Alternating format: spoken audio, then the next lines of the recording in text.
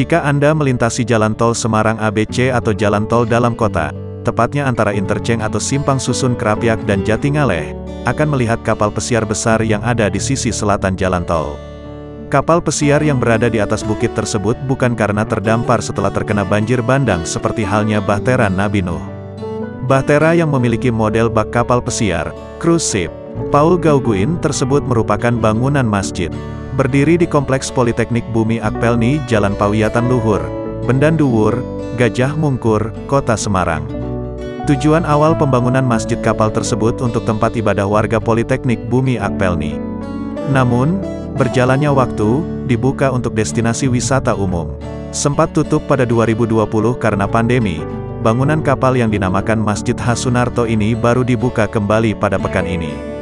Diresmikan pada September tahun 2019, kata Direktur Politeknik Bumi Akpelni, Kap Cahya Fajar Budi Hartarto, Selasa, tanggal 14 Desember tahun 2021.